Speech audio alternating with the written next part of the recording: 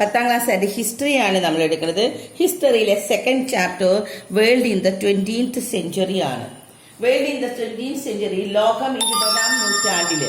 ഈ ലോകം 20ാം നൂറ്റാണ്ടില് നമ്മൾ പറഞ്ഞ കുറെ കാര്യങ്ങൾ നമ്മൾ പറഞ്ഞു കഴിഞ്ഞു അല്ലെ. ഫസ്റ്റ് വേൾഡ് വാറിനെ കുറിച്ച് പറഞ്ഞു കഴിഞ്ഞു. And after the first world war കഴിഞ്ഞു ട്രീറ്റി ഓഫ് വെർസാലിസ് ഉണ്ടായി. അതൊക്കെ പിന്നെ നമ്മളൊന്ന് ഫാസിസം, നാസിസം ഒക്കെ പറഞ്ഞു കഴിഞ്ഞു. അങ്ങനെ സെക്കൻഡ് വേൾഡ് വാർ ഉണ്ടായി. സെക്കൻഡ് വേൾഡ് വാറിന് ശേഷം സെക്കൻഡ് വേൾഡ് വാർ ഇവിടെ കഴിഞ്ഞു. സെക്കൻഡ് വേൾഡ് വാർ കഴിഞ്ഞതിന് ശേഷം അവിടെ ഒരു ട്രീറ്റി ഉണ്ടാവാണ്. ആഫ്റ്റർ നമ്മൾ കഴിഞ്ഞ ക്ലാസ്സിൽ പറഞ്ഞ് അവസാനിപ്പിച്ചത് അതാണ്. സെക്കൻഡ് വേൾഡ് വാറിന് ശേഷമാണ് United nation organisation 1945 United nation organisation സ്ഥാപിച്ചു അല്ലെ. അതിന്റെ ഹെഡ് ക്വാർട്ടേഴ്സ് UN-ലായിരുന്നു. ഇനി അതിനുശേഷം രണ്ടാം ലോക മഹായുദ്ധം കഴിഞ്ഞ് ഒന്ന് ശാന്തമൊക്കെ ആയി. Colonies become the free. അതാണ് നമ്മൾ ഇന്ന് എടുക്കാൻ പോകുന്നത്. രണ്ടാം ലോക മഹായുദ്ധത്തിന് ശേഷം കോളനികളൊക്കെ ഫ്രീ ആയി. കോളനികൾക്ക് സ്വാതന്ത്ര്യം കിട്ടി തുടങ്ങി. എന്താ ഉണ്ടായെന്നൊക്കെ, രണ്ടാം ലോക യുദ്ധാനന്തരം സാമ്രാജ്യ ശക്തികളുടെ മേധാവിത്വം ചോദ്യം ചെയ്യാൻ തുടങ്ങി. അതിനാൽ കോളനികളിൽ ഉയർന്നു വന്ന ദേശീയ സമരങ്ങളെ നിയന്ത്രിക്കാൻ യൂറോപ്യൻ രാജ്യങ്ങൾക്ക് സാധിച്ചില്ല. കോളനികളൊക്കെ യൂറോപ്യന്റെ അധീനതയിലായിരുന്നു അല്ലെ. കോളനൈസേഷൻ നമ്മൾ പഠിച്ചതല്ലേ ഫസ്റ്റ് പാർട്ടില്. യൂറോപ്യൻകാരുടെ അധീനതയിലുണ്ടായിരുന്ന ഈ കോളനികളൊക്കെ എതിർക്കാൻ തുടങ്ങി. കൂടാതെ വൻ ശക്തികൾ, ഇപ്പോഴത്തെ രണ്ട് ശക്തികൾ ആരാ? സെക്കൻഡ് വേൾഡ് വാറിൽ ജയിച്ച രണ്ട് ശക്തികളാണ് അമേരിക്കയും സോവിയറ്റ് യൂണിയനും, USA-യും USSR-ഉം. ഇവർ രണ്ടുപേരും എന്ത് ചെയ്തു? which emerged a superpower after the Second World War, supported the freedom movement in various European colonies. യൂറോപ്പിലെ കോളനീസ് സ്വാതന്ത്ര്യം ആവശ്യപ്പെട്ടപ്പോൾ അവർ സ്വാതന്ത്ര്യ സമരം നടത്തിയപ്പോൾ അതിനൊക്കെ മൗനമായിട്ട് ഒരു അനുവാദം കൊടുക്കുകയാണ് ചെയ്തത്. കോളനികൾക്ക് അങ്ങനെ അവരെന്താണ് യൂറോപ്യൻ കോളനികളിലെ സ്വാതന്ത്ര്യ സമരത്തെ പിന്തുണയ്ക്കുകയാണ് ചെയ്തത്. ആരൊക്കെയാണ്? ഈ USA-യും USSR, സോവിയറ്റ് യൂണിയനും അമേരിക്കയും. സാമ്രാജ്യ ശക്തികളുടെ ഭരണത്തിൽ നിന്ന് കോളനികൾ അങ്ങനെയൊക്കെ സ്വാതന്ത്ര്യം നേടി. അതിനെയാണ് അപകോളനീകരണം എന്ന് പറയുന്നത്, ഡീകോളനൈസേഷൻ. നമ്മൾ പഠിച്ചതാണ് ഫസ്റ്റ് പാർട്ടിലെ. ക്യാപിറ്റലിസം കഴിഞ്ഞപ്പോ കോളനൈസേഷൻ വന്നു അല്ലെ. ഈ കോളനൈസേഷൻ എന്ന് പറഞ്ഞാൽ എന്താണ്? യൂറോപ്യൻ കൺട്രീസ് അവര് എല്ലാം അവരുടെ കോളനികളാക്കി മാറ്റി അവര് ചൂഷണം ചെയ്യാൻ തുടങ്ങിയതായിരുന്നു. അന്നാണ് കോളനൈസേഷൻ ഉണ്ടായത്. ഈ കോളനൈസേഷൻ ഇപ്പൊ രണ്ടാം ലോക മഹായുദ്ധം കഴിയേണ്ട വന്നു. സെക്കൻഡ് വേൾഡ് വാറിന് ശേഷം കോളനികളൊക്കെ അധികാരം സ്ഥാപിക്കാൻ തുടങ്ങി. അപ്പോൾ അന്ന് ജയിച്ച രണ്ട് കൂട്ടരാണ് അമേരിക്കയും സോവിയറ്റ് യൂണിയനും. അവര് അതിനെ പിന്തുണയ്ക്കുകയാണ് ചെയ്തത്. അവര് പിന്തുണച്ചപ്പോ ഈ കോളനികൾക്കൊക്കെ സ്വാതന്ത്ര്യം കിട്ടി. യൂറോപ്യന്റെ കീഴിൽ നിന്ന് അവർക്കൊക്കെ മോചനം കിട്ടിയപ്പോ ആ സ്വാതന്ത്ര്യം നേടിയതിനെയാണ് അപകോളനീകരണം എന്ന് പറയുന്നത്.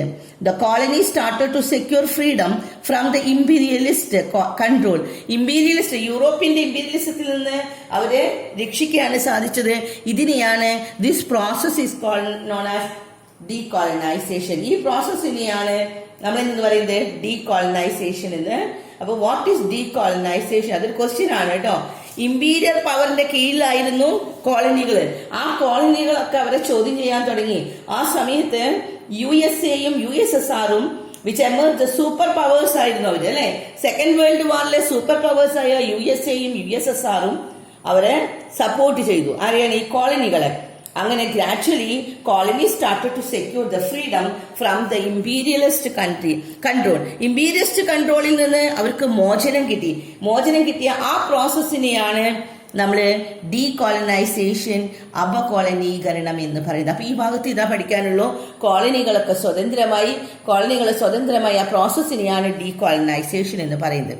ഇനി അപ്പോ സെക്കൻഡ് വേൾഡ് വാറിന് ശേഷം ഇനി അടുത്ത യുദ്ധം നമ്മൾ പറഞ്ഞു. സെക്കൻഡ് വേൾഡ് വാറില് ഫസ്റ്റ് വേൾഡ് വാറിന് ശേഷം ജയിച്ചവരും തോറ്റവരും തമ്മിൽ വീണ്ടും മനസ്സിൽ സംഘർഷങ്ങൾ കൊണ്ട് നടന്നാണ് സെക്കൻഡ് വേൾഡ് വാറിന് കാരണമായതല്ലേ. അതുപോലെ തന്നെ സെക്കൻഡ് വേൾഡ് വാറിൽ ഒരുമിച്ച് നിന്ന അമേരിക്കയും USSR-ഉം സോവിയറ്റ് റഷ്യയും കൂടി എന്ത് ചെയ്തു? അവരും അത്ര ഐക്യത്തിലല്ലായിരുന്നു. രണ്ട് സൂപ്പർ പവേഴ്സ് ആയിട്ട് അവർ വിജയിച്ചു വന്നെങ്കിലും അവരുടെ ഉള്ളിലും ശത്രുത വരികയാണ്. ഇവിടെ രണ്ടാം ലോക യുദ്ധകാലത്ത് ഫാസിസത്തിനെതിരെ ഭിന്നതകളൊക്കെ മറന്ന് ഈ അമേരിക്കയും സോവിയറ്റ് യൂണിയനും ഒരുമിച്ചു അല്ലെ. രണ്ടാം ലോക മഹായുദ്ധത്തിന് അവരെല്ലാവരും രണ്ടു കൂട്ടരും കൂടി ഒരുമിച്ച്, USA-യും USSR-ഉം അവർ ഒരുമിച്ചെങ്കിലും after the war they parted, വീണ്ടും അവർ വേർപിരിയാണ്. അമേരിക്ക പുതിയ രാഷ്ട്രീയ സാമ്പത്തിക ശക്തിയായി മുതലാളിത്ത ചേരിക്ക് നേതൃത്വം കൊടുത്തു. അമേരിക്ക എന്തിനാ ലീഡർഷിപ്പ് കൊടുത്തേ? മുതലാളിത്ത ചേരി, ക്യാപിറ്റലിസ്റ്റ് കൺട്രിയുടെ കൂടെ അമേരിക്ക നിന്നു. അമേരിക്ക ക്യാപിറ്റലിസ്റ്റ് കൺട്രികളുടെ കൂടെ. USA floated a new alliances of, അവർ പുതിയൊരു സഖ്യം ചേരുകയാണ് ക്യാപിറ്റലിസ്റ്റ് കൺട്രീസിന്റെ കൂടെ. വൈൽ അതേസമയം USSR സോഷ്യലിസ്റ്റ് നേഷൻസിന്റെ കൂടെ ചേർന്നു. സോഷ്യലിസ്റ്റ് സാമ്പത്തിക വ്യവസ്ഥയെ സ്ഥിരീകരിച്ച് രാഷ്ട്രങ്ങളുടെ ചേരിക്ക് സോവിയറ്റ് യൂണിയനും നേതൃത്വം നൽകി. അപ്പൊ നമ്മൾ പറഞ്ഞു വന്നത് ഇത്രയാണ്, അമേരിക്കയും സോവിയറ്റ് യൂണിയനും രണ്ടു കൂട്ടരും ഒരുമിച്ച് നിന്ന് യുദ്ധം ജയിച്ചു. യുദ്ധം ജയിച്ചു കഴിഞ്ഞപ്പോൾ അവർ രണ്ടു കൂട്ടരും വേർപിരിയാൻ തുടങ്ങി. അങ്ങനെ അവർ രണ്ടു കൂട്ടരും കൂടി എന്ത് ചെയ്തു? ആദ്യം അമേരിക്കനെ കുറിച്ച് പറയണ, അമേരിക്ക മുതലാളിത്ത ചേരിക്കാണ് നേതൃത്വം കൊടുത്തത്. ക്യാപിറ്റലിസ്റ്റ് കൺട്രിക്കാണെങ്കിൽ സോഷ്യലിസ്റ്റ് സാമ്പത്തിക വ്യവസ്ഥയ്ക്കാണ് സോവിയറ്റ് യൂണിയൻ സോഷ്യലിസ്റ്റ് ഇവിടെ എന്താണ് സോഷ്യലിസ്റ്റ് നേഷന് കൊടുക്കുകയാണ്. അങ്ങനെ രണ്ട് ബ്ലോക്കായിട്ട് അവർ മാറുകയാണ്. 2 ബ്ലോക്സ്, 2 ബ്ലോക്കുകൾ. എന്താണ്? സോവിയറ്റ് യൂണിയൻ നേതൃത്വത്തിൽ ഇങ്ങനെ പരസ്പരം ശത്രുത പുലർത്തിയ 2 ചേരികൾ തമ്മിലുണ്ടായ ആ 2 ചേരികളാണ് അമേരിക്കയും റഷ്യയും. പരസ്പര ശത്രുത പുലർത്തിയ 2 ചേരികൾ തമ്മിലുണ്ടായ ആശയപരമായ സംഘർഷങ്ങളും നയതന്ത്ര യുദ്ധങ്ങളുമാണ് ശീതസമരം എന്നറിയപ്പെടുന്നത്. അപ്പൊ ഇത് പഠിക്കണം കേട്ടോ, ശീതസമരം എന്താണെന്ന്. Enmity based on the ideological conflict and the diplomatic confrontation was called as a Cold War. അപ്പൊ അടുത്ത് നമ്മൾ പറയുന്നത് സെക്കൻഡ് വേൾഡ് വാറിന് ശേഷം തേർഡ് വേൾഡ് വാർ തന്നെയാണ്. ഈ പലയിടത്തും അവിടെ ഇവിടെയായിട്ട് കുറെ ഉണ്ടായി, അതിൽ പെട്ടതാണ്. അത് വേറൊരു അർത്ഥത്തിൽ പറഞ്ഞാൽ കോൾഡ് വാർ എന്ന് പറയും, ശീതസമരം. ഈ ശീതസമരം വീണ്ടും അമേരിക്കയും റഷ്യയും തമ്മിലാണ് അല്ലെ. അമേരിക്കയും റഷ്യയും സെക്കൻഡ് വേൾഡ് വാറിൽ ഒരുമിച്ചൊന്നും ജയിച്ചവര് അവര് പരസ്പരം കലഹിച്ച് അമേരിക്ക മുതലാളിത്ത ചേരി ക്യാപിറ്റലിസ്റ്റിന്റെ കൂടെയും സോവിയറ്റ് യൂണിയൻ സോഷ്യലിസ്റ്റിന്റെ കൂടെയും ചേർന്ന് അങ്ങനെ അവര് തമ്മിൽ സംഘർഷം തുടങ്ങി. അവര് തമ്മിലുള്ള യുദ്ധത്തിനെയാണ് നമ്മൾ ശീതസമരം എന്ന് പറയുന്നത്. അപ്പൊ ഇപ്പോ ഈ 2 ധ്രുവങ്ങളായിട്ട് അവർ നിന്ന് യുദ്ധം തുടങ്ങി എന്നാണ് പറഞ്ഞത്. അതിനെ കുറിച്ചാണ് അടുത്ത ഭാഗത്തിൽ നമ്മൾ പറയുന്നത്.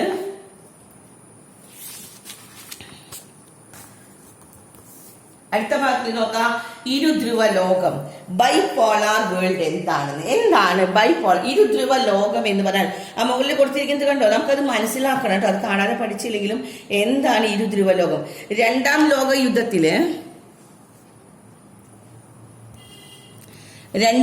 യുദ്ധത്തില് ഒരേ സഖ്യത്തിലായിരുന്നു അമേരിക്കയും സോവിയറ്റ് യൂണിയൻ. നമ്മൾ പറഞ്ഞു അമേരിക്കയും സോവിയറ്റ് യൂണിയനും ഒരു സഖ്യത്തിലായിരുന്നു, ഒരുമിച്ച് നിന്നിരുന്നത് അല്ലേ. അങ്ങനെയുള്ള ഒരു യുദ്ധാനന്തരം അവർ 2 ഗ്രൂപ്പിലാക്കി മാറി. അമേരിക്ക മുതലാളിത്ത ചേരിയുടെ കൂടിയും സോവിയറ്റ് യൂണിയൻ സോഷ്യലിസ്റ്റ് ചേരിയുടെയും കൂടി ചേർന്ന് അവര് പിരിയാണ്, ചേരിതിരിവ്. ഈ ചേരിതിരിവിനെയാണ് നമ്മുടെ ചരിത്രകാരനായ ആൾനോട്ട് ഡോയൻബി പറയാണ് 2 ധ്രുവ ലോകം എന്ന് വിശേഷിപ്പിച്ചു. അപ്പൊ എന്താണ് 2 ധ്രുവ ലോകം? അത് മനസ്സിലാക്കണം കേട്ടോ. അത് വരുന്ന ക്വസ്റ്റ്യൻ ആണ്. 2 ധ്രുവ ലോകം എന്താണെന്ന് പഠിക്കണം. ആരാ 2 ധ്രുവ ലോകം? ബൈപോളാർ വേൾഡ് എന്ന് പറഞ്ഞാൽ USAയും USSRും. After the world war, second world വാറിന് ശേഷം USA ആൻഡ് USSR അവര് തമ്മിൽ എന്തുണ്ടായി? അവര് തമ്മിൽ ഫൈറ്റ് തുടങ്ങാണ്. Along the countries led them to lead the capitalist ബ്ലോക്കും സോഷ്യലിസ്റ്റ് ബ്ലോക്ക്. 2 ബ്ലോക്കുകളായിട്ട് മാറി അല്ലെ. ഒന്ന് ക്യാപിറ്റലിസ്റ്റ്, അമേരിക്ക ക്യാപിറ്റലിസ്റ്റ് ബ്ലോക്കും സോവിയറ്റ് യൂണിയൻ സോഷ്യലിസ്റ്റ് ബ്ലോക്കുമായിട്ട് മാറി. അങ്ങനെ ആ 2 ധ്രുവങ്ങളിൽ എന്ന് വെച്ചാൽ 2 അറ്റങ്ങളിൽ, അതാണ് ബൈപോളാർ. 2 പോളാർ, നമ്മൾ നോർത്ത് പോൾ സൗത്ത് പോൾ പറയുന്നില്ലേ, എന്നുവെച്ചാൽ 2 അറ്റങ്ങളിലേക്ക് പോയ 2 ധ്രുവങ്ങളായിട്ട് മാറി. ആര്? ഈ USAയും USSRും. കിട്ടിയില്ല ഇവിടെ ബൈപോളാർ വേൾഡ് എന്താണെന്ന്? ബൈപോളാർ വേൾഡിലെ 2 രാജ്യങ്ങളാണ് USA and USSR after the second world war കേട്ടോ. ഇനി ഇതൊന്നും നമുക്ക് പഠിക്കാനുള്ളത് military pacts during the cold war.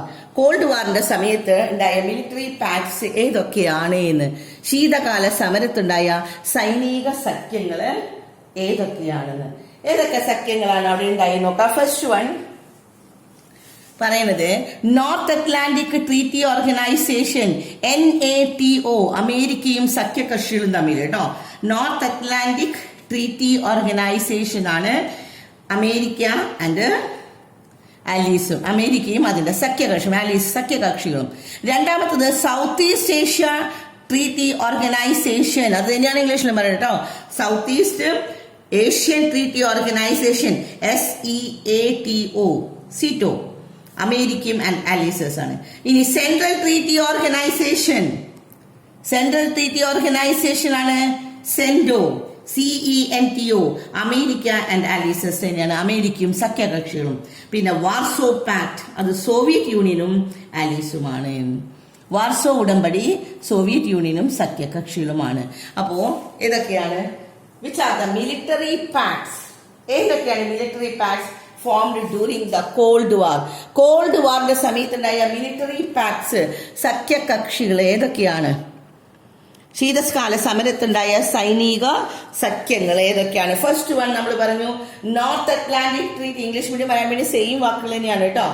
North Atlantic Treaty Organisation അമേരിക്കയും ആൻഡ് അലീസസ്, അമേരിക്കയും സഖ്യകക്ഷികളും. South East Asian Treaty Organisation SEATO, ആദ്യത്തെ നാറ്റോ, സീറ്റോ, സെൻഡോ. മൂന്നെണ്ണം പേര് ഓർത്ത് വയ്ക്കാൻ എളുപ്പത്തിലാണ്. നോർത്ത് അറ്റ്ലാന്റിക് ട്രീറ്റി ഓർഗനൈസേഷൻ എന്ന് പറഞ്ഞാൽ നാറ്റോവും, South East Asian Treaty Organisation SEATO, പിന്നെ സെൻട്രൽ ട്രീറ്റി ഓർഗനൈസേഷൻ സെൻഡോ. കേട്ടോ, അത് മൂന്ന് അമേരിക്കയും ആലീസും തമ്മിലാണ്. അടുത്തത് ലാസ്റ്റ് വൺ ആണ്, നാലാമത്തെയാണ് വാർസോ പാക്ട്. അത് സോവിയറ്റ് യൂണിയനും സഖ്യകക്ഷികളും തമ്മിലാണ്. വാർസോ പാക്ട് സോവിയറ്റ് യൂണിയനും ആൻഡ് ദ അലയൻസസ് ആണ്. ഈ വാർസോ ഉടമ്പടി സോവിയറ്റ് യൂണിയനും അതിന്റെ സഖ്യകക്ഷികളും. കിട്ടിയില്ലേ? അപ്പൊ നമ്മളിവിടെ 2 ക്വസ്റ്റ്യൻസ് പഠിച്ചു. ബൈപോളാർ വേൾഡ് ഏതൊക്കെയാണെന്നും പഠിച്ചു, അവരുടെ മിലിറ്ററി പാക്ട്സ് എന്താണെന്ന് പറഞ്ഞു. ഇനി അത് കഴിഞ്ഞു, കോൾഡ് വാർ കഴിഞ്ഞു. കോൾഡ് വാർ കഴിഞ്ഞതിന് ശേഷം ഈ കോൾഡ് വാർ നല്ലതല്ല എന്ന് പറഞ്ഞ ലീഡേഴ്സ് ആണ്. ഇവിടെ കുറച്ച് ലീഡേഴ്സിനെ കുറിച്ച് പറഞ്ഞിരുന്നു കേട്ടോ. നോക്കാം ഇവിടെ എന്താണ് പറഞ്ഞത്. Look at the pictures given below. These are the pictures of the leaders who fought for the freedom of their country. ഓരോ രാജ്യത്തിനും ഫ്രീഡത്തിന് വേണ്ടിയിട്ട് ചെയ്തവരാണ്. ആദ്യം ഇന്ത്യയിൽ ആരാണ്? മഹാത്മാഗാന്ധിയാണ്. പിന്നെ സൗത്ത് ആഫ്രിക്കയുടെ ഫ്രീഡത്തിന് വേണ്ടി ഫൈറ്റ് ചെയ്ത ആളാണ് നെൽസൺ മണ്ടേല. ദെൻ ചൈനയുടെ നമ്മളെന്താ പറഞ്ഞ ഗ്വാമി നിക്കുമറേ. പിന്നെ അടുത്തതാണ് ജൂമോ കെനിയൽട്ട്. അങ്ങനെ ഇത്രയും നേതാക്കളാണ് ഓരോ രാജ്യത്തിന്റെയും ഫ്രീഡത്തിന് വേണ്ടി. ഇവിടെയും കുറച്ച് നേതാക്കന്മാരെ കുറിച്ച് കൊടുക്കുന്നുണ്ട്. Non alignment movement and alternative to bipolar bloc. ഇവിടെ ബൈപോളാർ ആണ് അല്ലെ, ബൈപോളാർ ഇരുധ്രുവങ്ങളാണ്. അതിന് the pictures and the leaders who introduced the concept of non-alignment in lieu of the capitalist bloc and the socialist bloc. capitalist bloc അമേരിക്കയുടെ, socialist block റഷ്യയുടെ. ഇത് രണ്ടും വേണ്ട എന്ന് പറഞ്ഞ ആളുകളാണ് ഈ നേതാക്കൾ. ആരൊക്കെയാണ്? ഇന്ത്യയിലെ ജവഹർലാൽ നെഹ്റുവും, ഈജിപ്തിലെ ഗമാൽ അബ്ദുൽ നാസറും, യുഗോസ്ലോവിയയിലെ മാർഷൽ ടിറ്റോ ആൻഡ് ഇന്തോനേഷ്യയിലെ അഹമ്മദ് സുകാർണുമാണ്. ഇത്രയും പേരാണ്. ഇവിടെ ക്യാപിറ്റലിസ്റ്റും വേണ്ട, രണ്ടും വേണ്ട. Introduce these are the picture leaders who introduce concept non alignment. അവരെന്താണ് അടുത്ത പ്രസ്ഥാനം കൊണ്ടു? നോൺ അലൈൻമെന്റ് ആണ്. ക്യാപിറ്റലിസ്റ്റും ബ്ലോക്കും വേണ്ട, സോഷ്യലിസ്റ്റും ബ്ലോക്കും വേണ്ടെന്ന്. ഇനി പറയാണ് ഈ നോൺ അലൈൻമെന്റ് ഓരോ രാജ്യത്ത് കൊണ്ട നേതാക്കളെ കുറിച്ച് പറയല്ലേ. എന്താണ് നോൺ അലൈൻമെന്റ്? അതാണ് നമ്മൾ അടുത്തത് പറയുന്നത്. എന്താണ് ചേരിചേര പ്രസ്ഥാനം? എന്ത് വേണ്ട എന്നാണ് അവർ പറഞ്ഞത്? ക്യാപിറ്റലിസ്റ്റ് ബ്ലോക്കും വേണ്ട, സോഷ്യലിസ്റ്റ് ബ്ലോക്കും വേണ്ട, മുതലാളിത്ത ചേരിയും വേണ്ട, സോഷ്യലിസ്റ്റ് ചേരിയും വേണ്ട എന്ന് പറഞ്ഞ് അവരെന്ത് പറയാണ്? ഒരു പുതിയ പ്രസ്ഥാനം കൊണ്ടുവരികയാണ്, ചേരിചേരാ പ്രസ്ഥാനം. ഈ ചേരിചേരാ പ്രസ്ഥാനത്തിന് രൂപം നൽകിയ നേതാക്കളെ കുറിച്ചാണ് നമ്മളിവിടെ പറഞ്ഞത്. ഇന്ത്യയില് പഠിക്കാത്ത ആരൊക്കെയാണ്? ജവഹർലാൽ നെഹ്റുവും, ഈജിപ്തിലെ ഗമാൽ അബ്ദുൽ നാസർ, പിന്നെ യുഗോസ്ലോവിയയിലെ മാർഷൽ ടിറ്റോ, ഇന്തോനേഷ്യയിലെ അഹമ്മദ് സുകാർണു. ഇനി എന്താണ് ചേരിചേരാ നയം? അതാണ് നമ്മൾ അടുത്തത് പറയാൻ പോകുന്നത്. ഈ ചേരിചേരാ നയം എന്ന് പറഞ്ഞാൽ രണ്ടാം ലോക യുദ്ധാനന്തരം, യുദ്ധത്തിന് ശേഷം ഏഷ്യയിലും ആഫ്രിക്കയിലും ലാറ്റിൻ അമേരിക്കയിലും അനേകം രാജ്യങ്ങൾ സ്വതന്ത്രമായി. നമ്മൾ പറഞ്ഞു ആദ്യം ഈ ഏഷ്യ, ആഫ്രിക്ക, ലാറ്റിൻ അമേരിക്ക ഇതിനൊക്കെ പിടിച്ചെടുക്കിയിട്ടാണ് യൂറോപ്യന്മാർ കോളനികൾ ഉണ്ടാക്കിയത് അല്ലേ. അങ്ങനെയല്ലേ യുദ്ധം തുടങ്ങിയത്, ഫസ്റ്റ് വേൾഡ് വാർ. അങ്ങനെയുള്ളവര് അനേകം രാജ്യങ്ങൾ ഇപ്പൊ സ്വതന്ത്രമായി. ഡീകോളനൈസേഷൻ വന്നില്ലേ, അവരൊക്കെ സ്വതന്ത്രമായി. ഇപ്പോ ശീതസമരം സാമ്രാജ്യത്തിലെ മറ്റൊരു രൂപമാണെന്നും ലോക സമാധാനത്തിന് ഭീഷണിയാണെന്നും ഈ രാജ്യങ്ങൾ തിരിച്ചറിഞ്ഞു. അവർ പറഞ്ഞു ഈ ശീതസമരം അത് വേണ്ടാന്ന്, അത് സാമ്രാജ്യത്തിന്റെ മറ്റൊരു രൂപമാണ്, ഇമ്പീരിയലിസത്തിന്റെ വേറൊരു രൂപമാണ് കോൾഡ് വാർ എന്ന് മനസ്സിലാക്കി. ആദ്യം കോളനൈസേഷൻ വന്നിട്ട് ഇമ്പീരിയലിസം വന്നത് അല്ലേ. അപ്പോ ഈ കോളനൈസേഷൻ ഡീകോളനൈസേഷൻ വന്നപ്പോ അവർ പറയാണ് ഇമ്പീരിയലിസത്തിന്റെ ഒരു ഭാഗം തന്നെയാണ് ഈ ശീതസമരം. അതുകൊണ്ട് ലോക സമാധാനത്തിന് അത് ഭീഷണിയാണെന്നും ഈ രാജ്യങ്ങളൊക്കെ തിരിച്ചറിഞ്ഞു. അപ്പോൾ ഒരു മുതലാളിത്ത ചേരിയുടെയോ സോഷ്യലിസ്റ്റ് ചേരിയുടെയോ ഭാഗമാകാതെ നിലകൊണ്ട് രാജ്യങ്ങളുടെ ഐക്യത്തിനെയാണ് ചേരി ചേരാ പ്രസ്ഥാനം എന്ന് പറയുന്നത്. മുതലാളിത്ത ചേരിയുടെയും സോഷ്യലിസ്റ്റ് ചേരിയുടെയും രണ്ടിനും ചേർന്നില്ല. മുതലാളിത്ത ചേരി അമേരിക്കയുടെ അല്ലെ, സോഷ്യലിസ്റ്റ് ചേരി സോവിയറ്റ് യൂണിയന്റെ. ഇതിൽ രണ്ടിലും ചേരാതെ അവര് നിന്നതിനെയാണ് നോൺ അലൈൻമെന്റ് മൂവ്മെന്റ് എന്ന് പറയുന്നത്. അപ്പൊ സെക്കൻഡ് വേൾഡ് വാറിന് ശേഷം ഏഷ്യയും ആഫ്രിക്കയും ലാറ്റിൻ അമേരിക്ക ഈ കൺട്രീസ് ഒക്കെ സ്വതന്ത്രമായി. അവര് കോളനൈസേഷനിലെ എല്ലാവരും കോളനികളായി യൂറോപ്പിന്റെ കീഴിലായിരുന്നു. പക്ഷെ ഏഷ്യയും ആഫ്രിക്കയും ലാറ്റിൻ അമേരിക്കയും സ്വതന്ത്രമായപ്പോ അവർ മനസ്സിലാക്കുകയാണ് എന്താണ്, cold war was yet another phase of imperialism. ഇമ്പീരിയലിസത്തിന്റെ വേറൊരു ഭാഗമാണ് സോഷ്യലിസം. കോൾഡ് വാർ കേട്ടോ. ഇമ്പീരിയലിസത്തിന്റെ വേറൊരു ഭാഗമാണ് കോൾഡ് വാർ എന്ന് മനസ്സിലാക്കിയവര് they know that it would become a threat to the world peace. ലോക സമാധാനത്തിന് അത് ത്രെട്ട് ആകുമെന്ന് മനസ്സിലാക്കിയ അവര് the liberated nation decided to join any bloc, not to join any bloc. രണ്ട് ബ്ലോക്കിലും ചേരണ്ട, ക്യാപിറ്റലിസ്റ്റ് ബ്ലോക്കിലും ചേരണ്ട, മുതലാളിത്ത ചേരിയിലും വേണ്ട, എന്താണ് പിന്നെ ക്യാപിറ്റലിസ്റ്റ് ബ്ലോക്കും വേണ്ട, ഇവിടെ രണ്ടിലും വേണ്ട എന്ന് വെച്ചിട്ട് അവര് വേറൊരു ഇത് ഉണ്ടാക്കുകയാണ്. അവർ രണ്ടുപേരും കൂടി ചേർന്നിട്ട് നോൺ അലൈൻമെന്റ് മൂവ്മെന്റ്സ് രണ്ടിലും വേണ്ട എന്ന് പറഞ്ഞു അല്ലെ. സോഷ്യലിസ്റ്റ് ബ്ലോക്കും വേണ്ട, ക്യാപിറ്റലിസ്റ്റ് ബ്ലോക്കും വേണ്ട, നോൺ അലൈൻമെന്റ് മൂവ്മെന്റ് ഉണ്ടാക്കി. ഇനി ഇതിന്റെ പ്രത്യേകതകൾ എന്തൊക്കെയാണ് നോക്കാം. They understood that the race of the superpowers for weapons and a stronger military force would pose a harm to them. അവർക്ക് മനസ്സിലാക്കി ഇത് അവർക്കൊരു ഹാം ആണെന്ന്. ഏതാണ് the race of the superpower for the weapons, ആയുധങ്ങളോടുള്ള അവരുടെ ആയുധങ്ങൾ സൂപ്പർ പവേഴ്സ് ആണ്. ഈ സൂപ്പർ പവേഴ്സ് യുദ്ധവും സംഘർഷവും ഇല്ലാതെ ലോകത്തിന് മാത്രമേ സാമ്പത്തികമായും സാമൂഹ്യമായി മുന്നേറാൻ കഴിയൂ എന്ന് അവർ തിരിച്ചറിഞ്ഞു. അവർ മനസ്സിലാക്കി ഈ വൻ ശക്തികളുടെ ആയുധ മത്സരം, സൈനിക അവരെന്തായാലും ഏതിന് ചേർന്നാലും അവർ രണ്ടുപേർക്കും മത്സരം ഉണ്ടാവും അല്ലെ. അപ്പൊ അതൊന്നും വേണ്ട, യുദ്ധവും സംഘർഷവും ഇല്ലാത്ത ലോകത്തിന് മാത്രമേ സാമ്പത്തികവും സാമൂഹികമായിട്ട് മുന്നേറാൻ പറ്റൂ എന്ന് അവർ തിരിച്ചറിഞ്ഞപ്പോ അവരെന്ത് ചെയ്തു, 1955 ഇന്തോനേഷ്യയിലെ ബാങ്കോങ്ങിൽ ചേർന്ന സമ്മേളനത്തിൽ വെച്ച് ചേരി ചേര പ്രസ്ഥാനത്തിന് രൂപം തീരുമാനിച്ചത്. അപ്പൊ എന്നാണ് ചേരി ചേര പ്രസ്ഥാനം രൂപം കൊള്ളാൻ തീരുമാനിച്ചത്? 1955 ഇന്തോനേഷ്യയിലെ ബാങ്കോങ്ങിലാണ് എന്ന്. They understood that the race of the superpowers for the weapons and a stronger military force would pose a harm to them. അങ്ങനെ അത് മനസ്സിലാക്കി അവർ വിചാരിക്കുകയാണ് only the world sans wars, ലോകം എങ്ങനത്തെ ലോകം വേണം? Sans the wars and conflict, യുദ്ധവും കോൺഫ്ലിക്റ്റും ഒന്നുമില്ലാത്ത, സംഘർഷങ്ങളും യുദ്ധങ്ങളും ഒന്നുമില്ലാത്ത ഒരു രാജ്യത്തിന് മാത്രമേ accelerating the economic and social ഡെവലപ്മെന്റിന് സാധിക്കുള്ളൂ എന്ന് അവർ മനസ്സിലാക്കി. സോഷ്യൽ ആൻഡ് എക്കണോമിക് ഡെവലപ്മെന്റ് സാധ്യമാകുള്ളൂ എന്ന് അവർ മനസ്സിലാക്കിയിട്ട് അവരെന്ത് ചെയ്തു? The idea of the non alignment movement was mooted in a meeting held Bangkok in Indonesia. ഇന്തോനേഷ്യയിലെ ബാങ്കോങ്ങില് 1955 അവര് സമ്മേളിച്ചു. ഫസ്റ്റ് കേട്ടോ എന്താണ് ഈ നോൺ അലൈൻ മൂവ്മെന്റ് തുടങ്ങുകയാണ്. നോൺ അലൈൻ മൂവ്മെന്റ് ചേരി ചേര പ്രസ്ഥാനം വന്നു. അങ്ങനെ ഈ പ്രസ്ഥാനത്തിന് ഈ ചേരി ചേരായ്മയ്ക്ക് ലോകകാര്യങ്ങളിൽ നിന്ന് മാറി നിൽക്കലല്ല, ഇനി അതിന്റെ ലക്ഷ്യം എന്താണെന്നാണ് കേട്ടോ. ചേരി ചേരാ പ്രസ്ഥാനത്തിന്റെ ലക്ഷ്യം എന്താണെന്ന് അത് നെഹ്റുവിന്റെ കീഴില് ജവഹർലാൽ നെഹ്റു പറഞ്ഞു. ജവഹർലാൽ നെഹ്റുവിന്റെ നിരീക്ഷണത്തിലാണ് ചേരി ചേരാ പ്രസ്ഥാനത്തിന്റെ ലക്ഷ്യം എന്ന് പറയുന്നത്. എന്താണ് ജവഹർലാൽ നെഹ്റു പറഞ്ഞ കാര്യമാണ്, ചേരി ചേരായ്മ ലോകകാര്യങ്ങളിൽ നിന്ന് മാറി നിൽക്കലല്ല.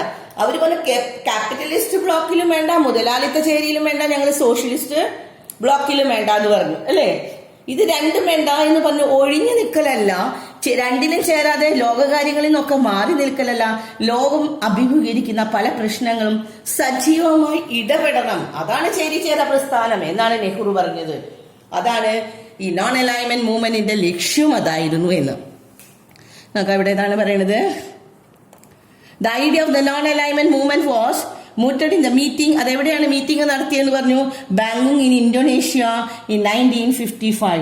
The first conference of non-alignment countries was held in Belgrade. അങ്ങനെ ആദ്യത്തെ ഇത് പറഞ്ഞു നമ്മൾ എവിടെയാണ്? ബെൽഗ്രേഡിലാണെന്ന് പറഞ്ഞു കേട്ടോ. അവര് എന്താണ് ബെൽഗ്രേഡ് 1961 കേട്ടോ ഫസ്റ്റ് മീറ്റിംഗ് കൂടിയത്. ഇനി അവർ ഇതാണ് പറയുന്നത്, non alignment doesn't mean to kept aloof from the world affair ഇന്ന് അലൂഫ് കെപ്റ്റ് അലൂഫ് എന്ന് പറഞ്ഞാൽ മാറി നിൽക്കലല്ല, rather it is to face many issues we കൺഫേൺ.